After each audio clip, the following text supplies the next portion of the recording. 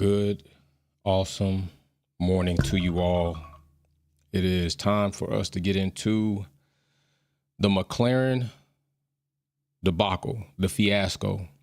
But I did warn you all that this was coming. I did tell you all that based on the verbiage that Zach Brown had used and Oscar Piastri had paraphrased, and many of you have also heard, is that this season was the Lando era. And I told you all on that, along with McLaren trying to implement a so-called true two number one drivers pairing, and they told the drivers they're free to race against each other. What's up, Jess Sean? They told us that there would be no said favoritism and that they would call the race depending on who they felt gave them the best opportunity. What's up, Rambro? But I told you all, when you say it's Lando's era, it contradicts you saying that we both have equal footing. You don't call something somebody's era and then try to tell me that I have just as much right to the ability to be the number one than this guy that you're saying it's his era. You're already telling me you're a bit conditional and biased as we're going into this. And I warned McLaren, by way of my podcast here, that Oscar Piastri is not to be trifled with. Oscar Piastri is not the type of driver that is going to be overly dramatic. He's not going to cause a bunch of unnecessary waves, but he's not going to be punked. He's not going to be mishandled. And I told you all that he showed himself and his hand in who he is with the Alpine monstrosity. Alpine favoring Alonso while Alonso jumped out of the window on Alpine. And then as a backup plan, because your main date stood you up, you tried to get Oscar Piastri to fill that spot. You put him in a position where you felt like you would announce it on social media and it would give him little room to back out. But what Oscar Piastri did was hop in an H1 Hummer, put it in reverse and go through the wall. And he pretty much put it all to silence that I have not signed with you all. I will not be racing for you the next season. And it was so much so they went through a contractual recognition board. Because McLaren wanted him. Alpine was, this is not going to happen. No, it's going to happen. And all Alpine ended up with was a bad divorce or a bad child custody suit and some financial compensation. And I know Alpine has to be kicking themselves in the ass, because what you should have done, what's up, Lord Chaos? What you should have done was let Alonso go to begin with and made sure you had a young talent in Oscar Piastri locked up for the future. Now you're with Gasly and Doohan, and Gasly seems to think he's going to be a world champion next season, I heard, but that's not going to happen either. So now we're here. Now we're here with McLaren, and we watched them last season unable to recognize their potential in battling for the Constructors' Championship, but more so for the Drivers' Championship, and not recognizing right then and there that it was Lando that should have been favored in that situation. But that situation is not this situation, and yesterday's price is not today's price. It's not today's price. Today, Oscar Piastri is forcing McLaren to show themselves.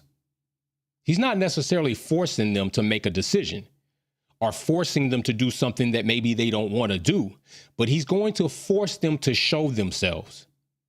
I told you two races ago, Oscar is about to give them no good reason to show that if we are two number ones and I have the ball, that you give me the ball. He's not. And this is what I mean when I say this. What's up, Dave Quattro? Here is a graphic I put together. What's up, Mary Beanie? 8 seasons Lando has been in while Oscar has only been in 3 seasons in Formula One.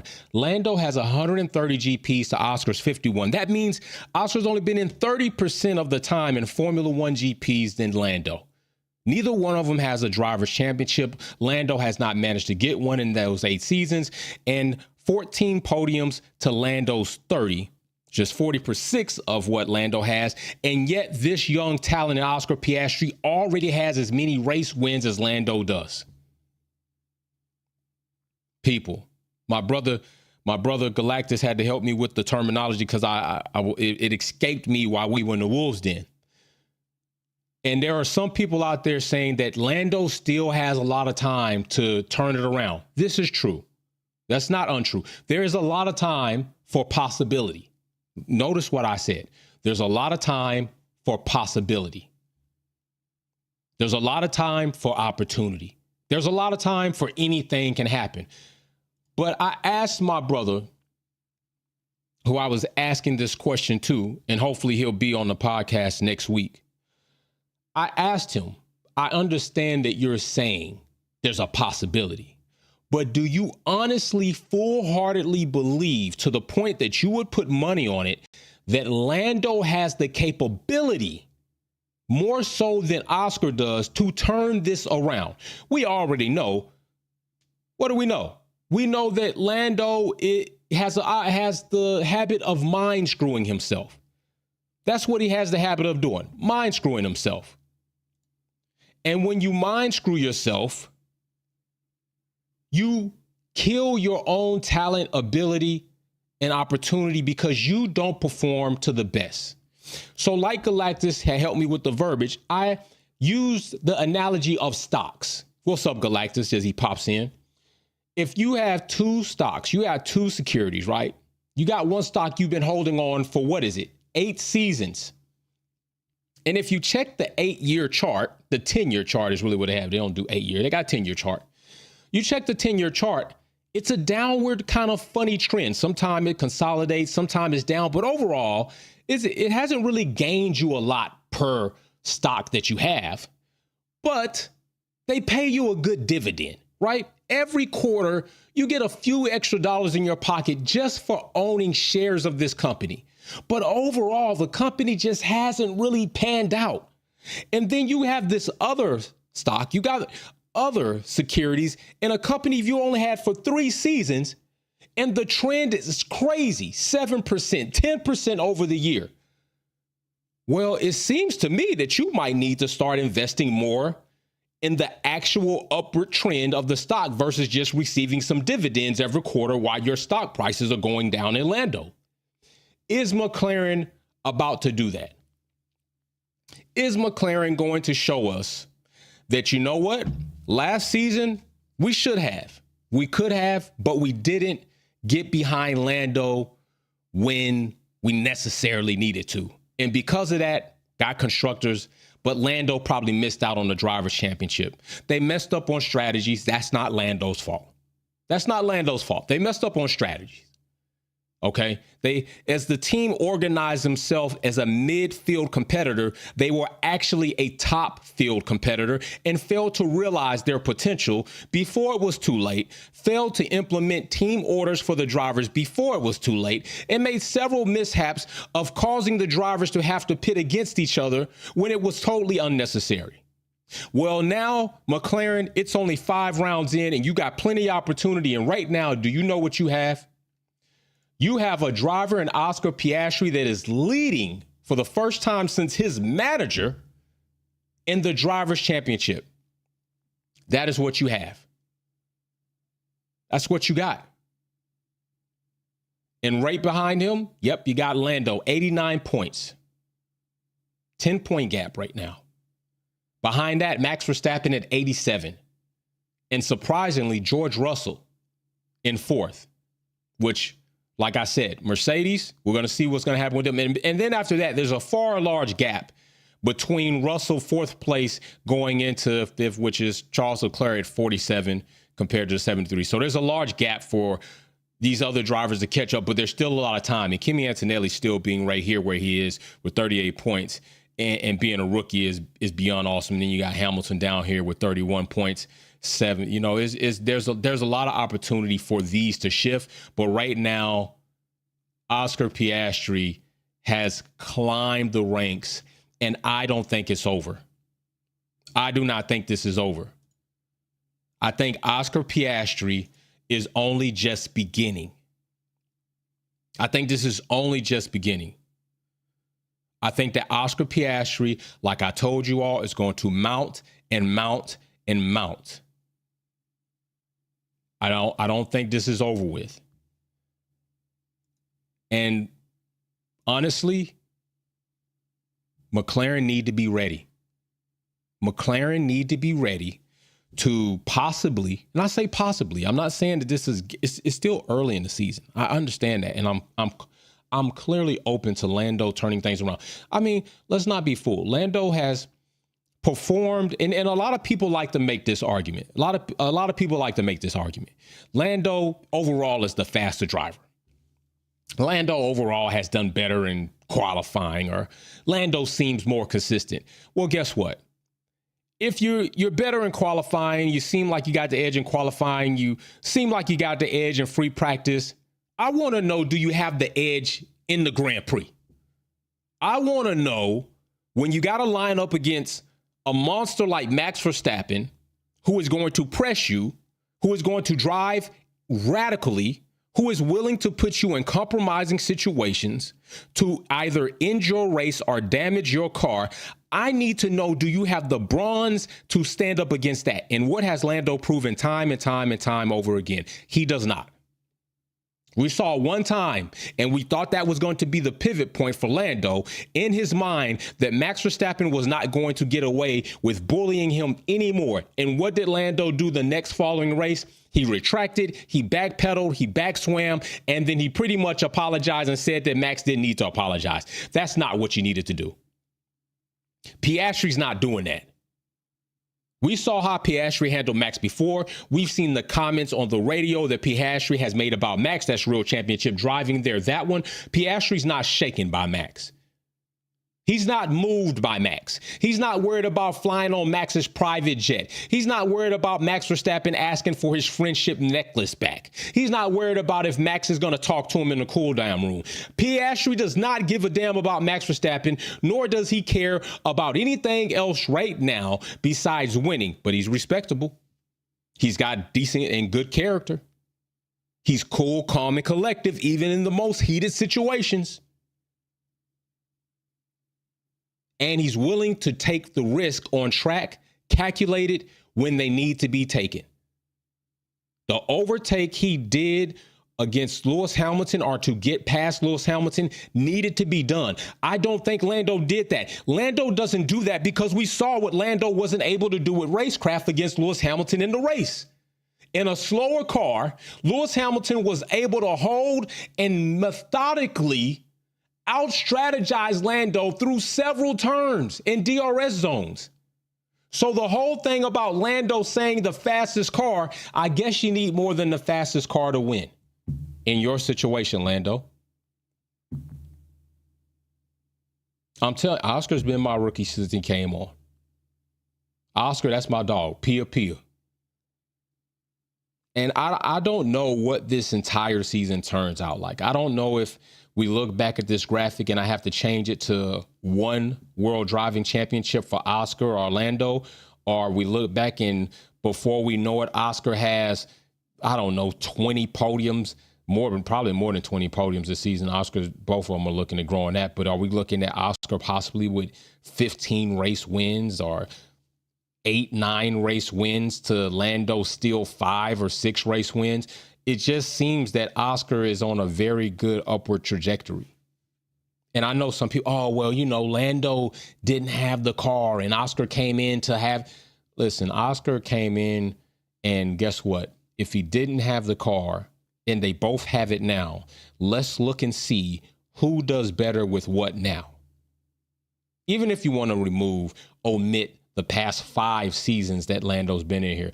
But make no mistake, Zach Brown fully and wholeheartedly appreciates. I think he has a fondness for Lando, and he's been in Lando's life for a very long time.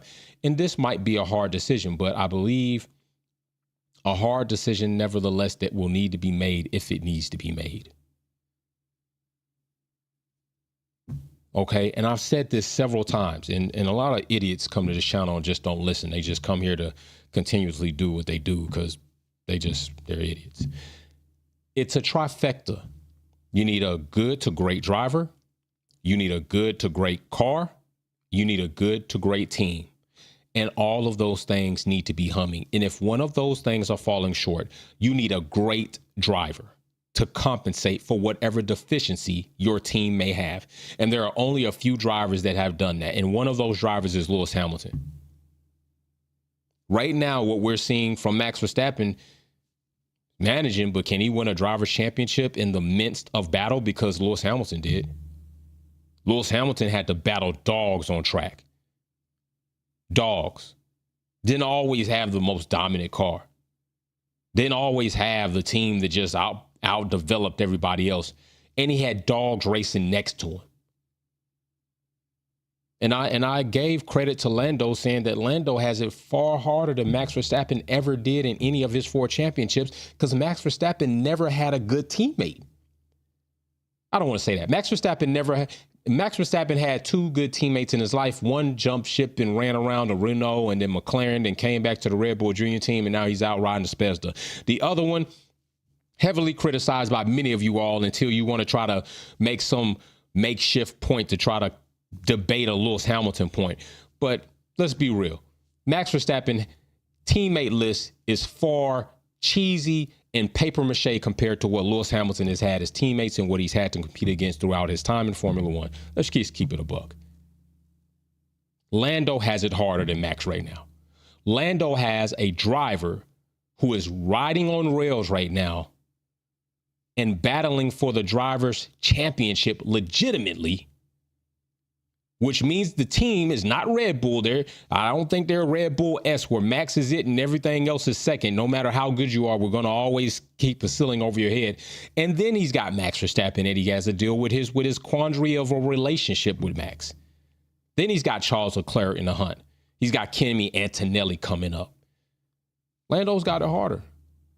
But truth is, Oscar to me is just a better potential and better driver in his condition that he is now. And I just think Oscar is showing that he's going to give McLaren more promise.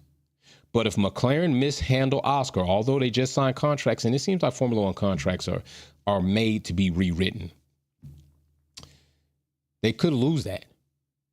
You know, they passed up on a situation, you know, Janaski, you know, Motorsports, that whole thing with Alex Palou, and that thing kind of turned out messy and nasty. And Alex Palou is balling right now in IndyCar. So McLaren have had a plethora of phenomenal talent come through here, and they've managed to put still a good. Imagine if this squad. I don't want to imagine that, because I don't want to imagine Alex Palou as a reserve driver. Just like I hate looking at Felipe Drugovich as a reserve. It's just ridiculously horrible.